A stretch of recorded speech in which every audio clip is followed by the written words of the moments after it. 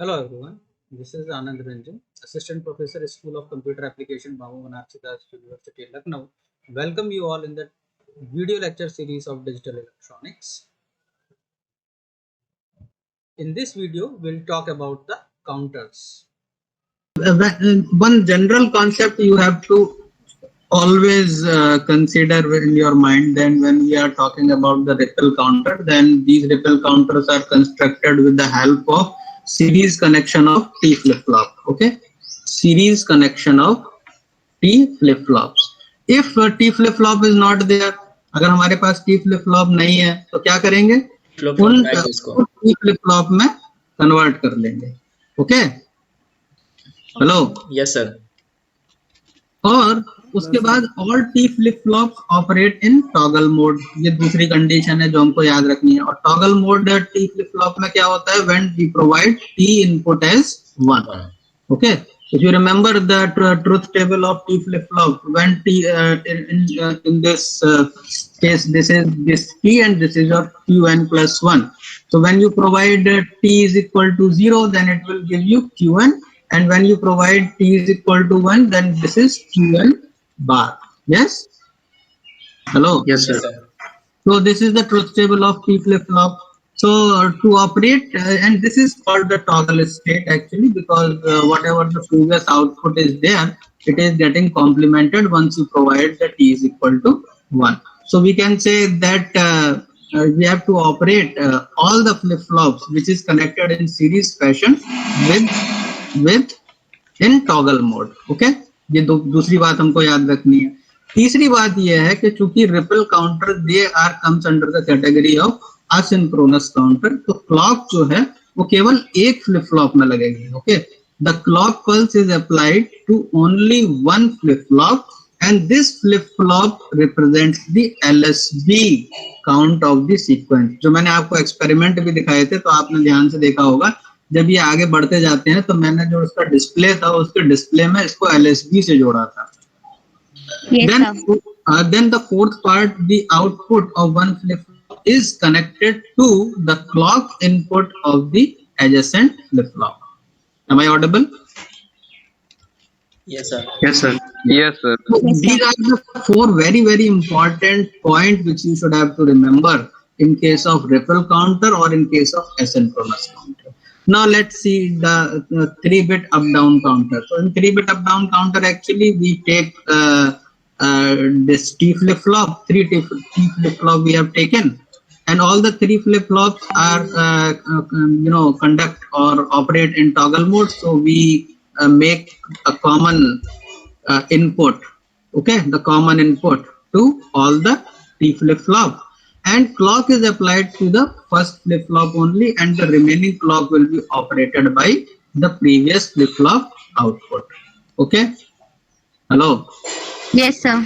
Yes sir. Now state transition condition we have to observe and note it down, that how the state transition take place, because the clock is applied to the one flip flop, so for every clock pulse there will be a transition at the output. Yes, but what happened with the transition at the second flip flop output, and what happened with the transition at the third flip flop output, that will be decided by when this output is generated after the transition which takes place when the clock is applied at one clock. So that's why we write it over here, means the Q0 toggles on every clock pulse. It is clear? Yes sir.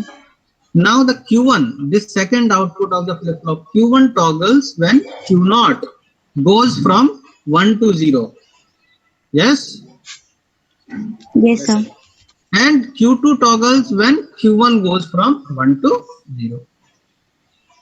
Okay, so these flip flops are actually negative edge triggered flip flop. That's why this transition takes place when this one clock goes from 1 to 0. Okay, but these points are enough to explain this up down counter.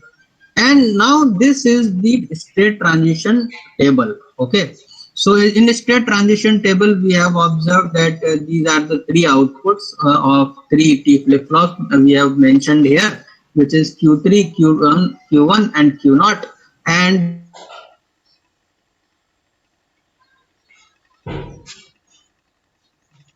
Hello?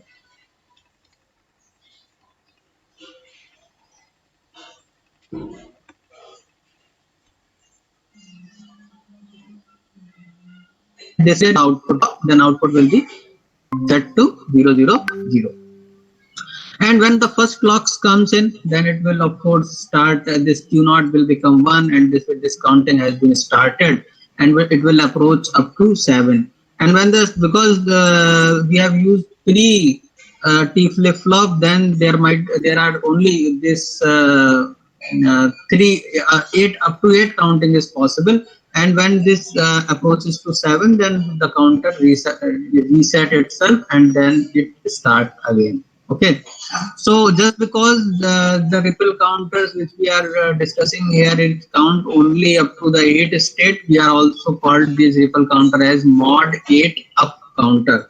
These are also known as the mod 8 up counter. Okay, so and of course this state transition table can be depicted with the state transition diagram also. So this is the state transition diagram in which we mention all the states, means starting from all triple zero and end with all triple one, and in the repeated fashion we mark this arrows in this way. Okay, so it's continuously repeating once the clock is applied to the system. Now, the important thing which we should have to note it down here, that the number of state transition diagram is equal to the total number of counting states. So you can see we have 8 counting states. So these are 1, 2, 3, 4, 5, 6, 7, and 8 states we mention in the state diagram. Okay, and this thing we have also seen in our digital work software also.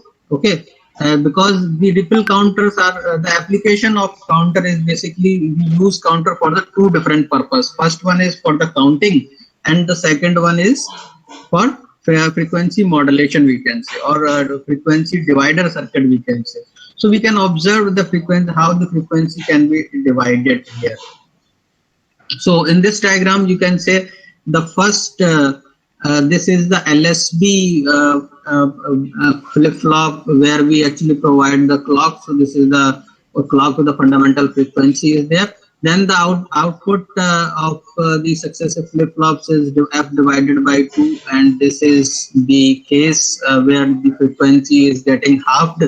And finally the output the frequency which applied at the second or the middle flip flop, which is f divided by 4, and the last flip flop will get f divided by 8 kind of thing.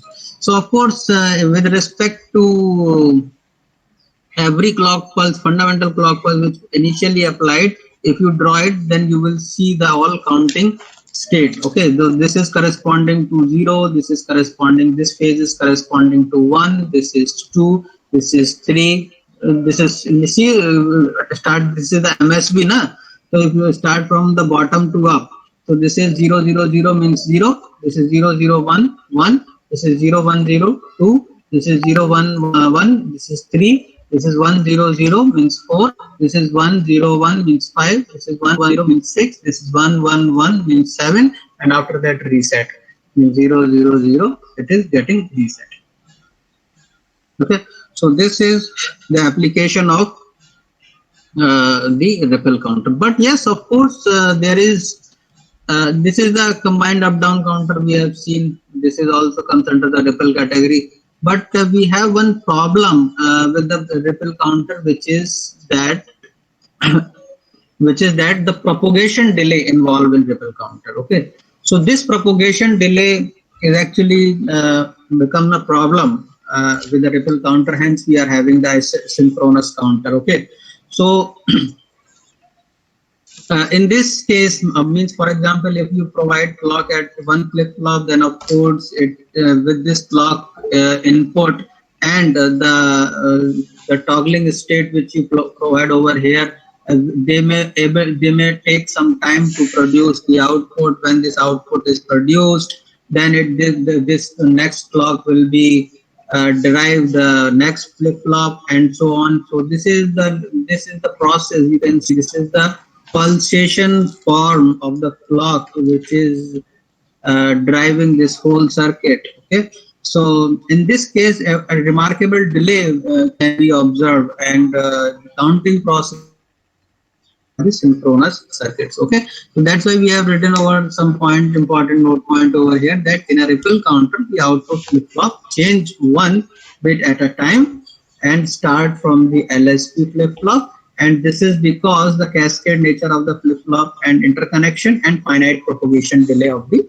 flip flop. Okay, so let TPD represents the propagation delay of the flip flop, and N represents the number of flip flops. PCLK represents the clock time period of which we applied at the LSB part, and the FCLK is the clock frequency. So for the proper means operation, the clock must be greater than or equal to NTPD. Okay, this condition must be hold, then and only then the proper operation of these ripple counters can be achieved. Or in another way, as we know, the time and frequency are inversely proportional to each other. So FCLK, the clock frequency, must be less than or equal to 1 upon NTPD. Okay, so how to improve further this thing, we discussed the stroke signal concept, and by which we actually speed up this entire process so that the decoding error or glitch can be avoided. And yes, in this case, the decoding error and decoding glitch we have discussed, it is arises due to the finite propagation delay of the flip flop. And these are the cases which we have discussed over here. Means, for example, if our third state is flip flop is this entire counter is in the third state and it wants to switch over the fourth state, then what happened, directly it should be jump into the fourth state. This is not the case. In between the transition from 3 to 4, there are two intermediary cases are there.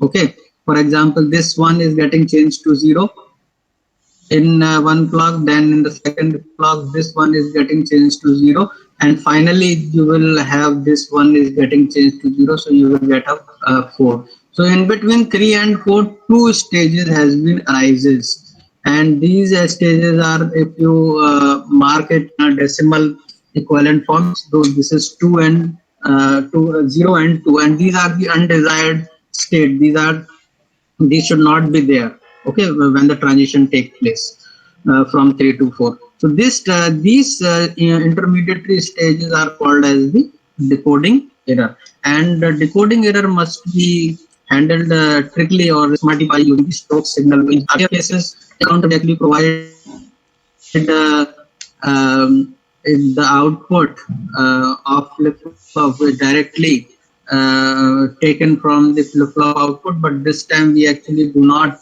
take it directly. We take it through the AND gate, and in which the inputs are an AND gate. In one of the AND gate input is taken from the flip flop output of all flip flop output, and the second input is a stroke signal, which is a very small time duration signal applied to get it activated, because we know the AND gate is actually act as a control gate also sometimes. Okay, so in that case, it is the TS, the stroke time of the signal we consider over here with a small clock pulse.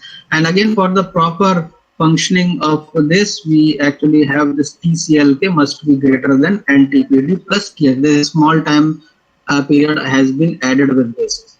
So these all problems with the Apple counter motivate us to design the synchronous